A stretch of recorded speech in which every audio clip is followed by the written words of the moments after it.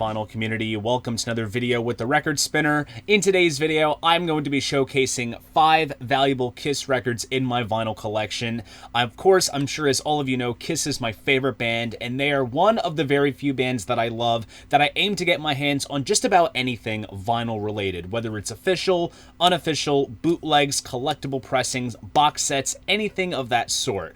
Now, given the nature of Kiss vinyl pressings, and this is excluding any newer pressings that are currently in print, they're not necessarily the type of band that you can go to any record store or online retailer and find their stuff for cheap. Their records were much loved by younger fans, so the condition of them is ultimately what they are, and the more better shape they're in, the more valuable they are. And Kiss were notorious for including all kinds of extras, such as posters, inserts, stickers, booklets, tattoo sheets, merch order forms, things of that sort. So these days, if you're able to find a Kiss album that has everything intact in terms of the packaging and overall condition, you will definitely pay a premium. So in essence, Kiss is a valuable band to collect on vinyl, and I do have some valuable pieces in my collection that I figured that I would showcase in this video, explain the backstory behind them, and share some public statistics according to Discogs. Now, this is going to tap into several different configurations of Kiss vinyl, such as bootlegs, reissues, special pressings, and others, so there is a bit of everything in this showcase. However, I am excluding box sets because they tend to have a high price point to begin with, so I'm sticking to a mere kind of 1 to 3 LP rule with this video. So enough of the chit chat, let's jump into what this video is all about. First up is going to be in the form of a bootleg, and that is Anaheim, the Complete Soundboard. This is the soundboard recording from the infamous show at Anaheim Stadium in California on August 20th, 1976 during the Destroyer Tour. This release is a prime example as to how the bootleggers today are certainly setting the bar high for these types of releases, because bootlegs germinate from having just basic white jackets with colored sheets and sparse labels, and now they almost give off what an official release would look like. Because right off the bat, you have a beautifully designed gatefold jacket with a cool Japanese style obi strip, features some awesome live shots of the band on the back. Open it up, you have a wide stage angle shot, and there is also a giant fold-out poster advertising the show, which is just absolutely stunning looking, suitable for framing. I'll try to fit the entire thing in the frame. You pretty much kind of get the general idea of it. And then you get this exclusive 20-page booklet, which is almost designed like a tour program, with tons of great photos and advertisements of the time. Just something really neat that you can kind of just flip through as you listen to the record. And just to appease the hardcore collector, there are colored variants out there of these kinds of releases, and oftentimes the color of the obi will indicate what color the pressing is. So as you saw with that obi, this does come pressed on a stunning piece of marbled purple vinyl with some awesome custom center labels. So visually alone, this is such an appealing package, and with bootlegs, you never know what you're gonna get. It can be a decent radio broadcast, a poor audience recording. You know, those types of releases can certainly be a gamble, and if you're at all an audiophile or one who cares for sound quality, it's so easy to be disappointed. But given the fact that this is an awesome soundboard recording, it makes the overall package much more worthwhile.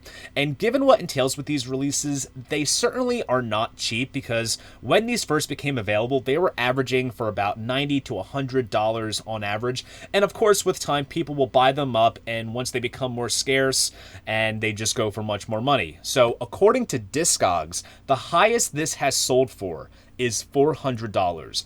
Definitely a high price tag, but given what you get, it is certainly one of the most impressive pieces of Kiss bootleg vinyl in today's market. Next up, we are going to be touching on the 2014 reissues, and the example I have to show in this video is Alive 2. So back in 2014, Universal had reissued the Kiss catalog on vinyl, and it was a reissue campaign that was done right with the utmost care. They replicated all aspects of the original artwork, they used direct stream digital technology for transferring the analog tapes, pressed on heavyweight vinyl, and the outcome was audiophile grade reissues of the hottest band in the world. And that's bold to say, because I would go as far as to say that your average Kiss fan isn't the average audiophile, but they were done with just so much care, and they sound absolutely astonishing and they look amazing. And as I was saying earlier with Kiss albums and how they always came with extras, Alive 2 is alone a prime example. You have a gatefold jacket, which is perhaps the greatest Kiss live shot ever captured on camera. Sure, it might be doctored, but it perfectly captures the vibe of the bombast of a Kiss show. And of course, keeping it in line with the original and what came with it, you of course have the original printed inner sleeve here, the Evolution of Kiss booklet, features some cool shots of the band, and of course the temporary tattoo sheet, and of course I'm keeping mine intact for collectability purposes. Now, I remember when this particular reissue came out, it was averaging around $40 to $50, and I remember I got my copy here at a clearance vinyl section at, out of all places, Guitar Center for $20, so I got a real bargain price for it. And ultimately, most of the reissues went out of print and the values have driven up, and in this case, according to Discogs, a reissue of Alive 2 has sold for $300. It is pretty crazy how these things can surely skyrocket. Next up is a rather interesting and exclusive live piece, and that is Kiss Alive 35. Now, this captures the band's performance at the Download Festival on the grounds of Donington Park in England on June 13th, 2008. This was released by Concert Live, which was a company that recorded live shows on site and sold them to fans after a show via CD or digital download. And Kiss had done several tours between 2004 to 2010 with various companies, and they honestly served as perhaps the definitive concert souvenir to own. It sure outbeats the $40 t-shirt and $10 beer, but I digress.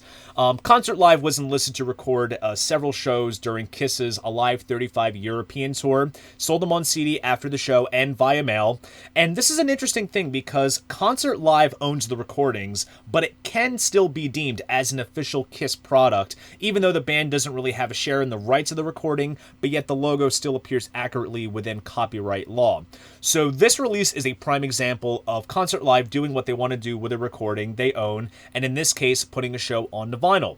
So they released this vinyl pressing in 2015, sold it exclusively through their site. It was limited to 1,000 copies, and according to Discogs, the most it has sold for was $215. Definitely a rather interesting release to own.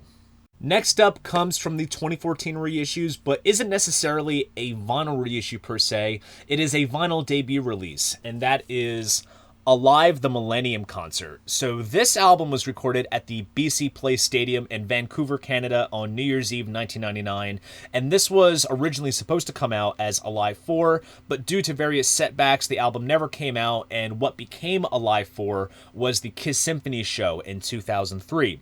Now, flash forward to 2006, Universal releases the Kiss Alive CD box set, which included Alive, Alive 2, Alive 3, as well as the unreleased Alive 4, which was then rechristened as Alive the Millennium Concert. Now, the album itself is 15 tracks, and then Best Buy retailers got 2 bonus tracks. Then in 2008, they released the album as a standalone digital album on iTunes and included another bonus track on top of the 2 Best Buy ones.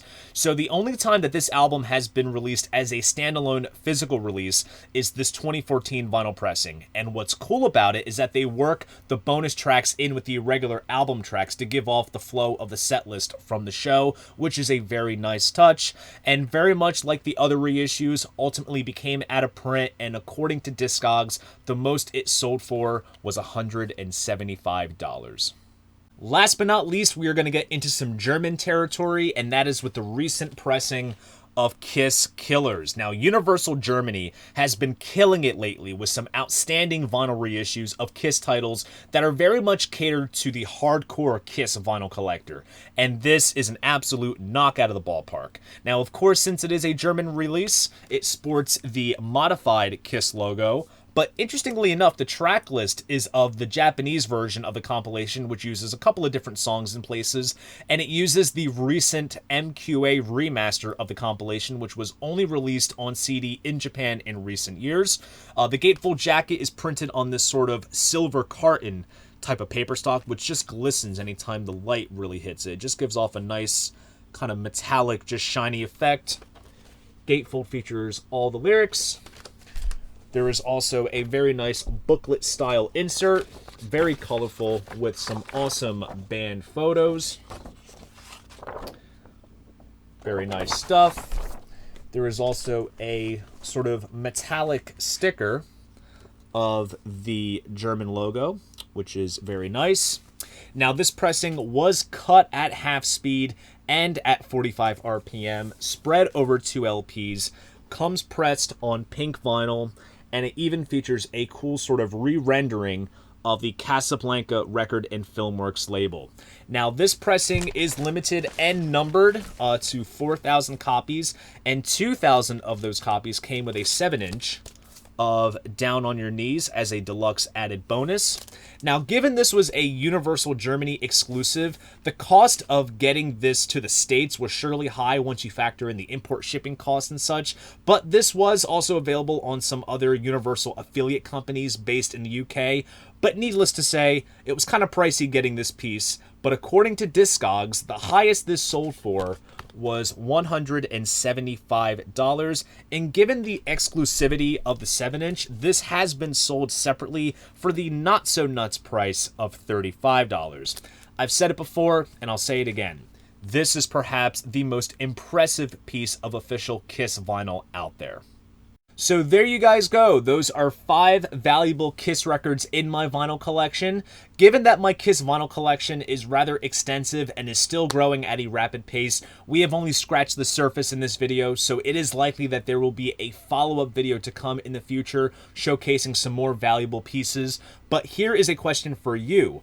What are some valuable pieces of your Kiss vinyl collection? Please drop a comment down below. I'd love to know. If you enjoyed this video, please go ahead, give it a like, subscribe to the channel. See you guys in the next video, and most importantly, keep the records spinning.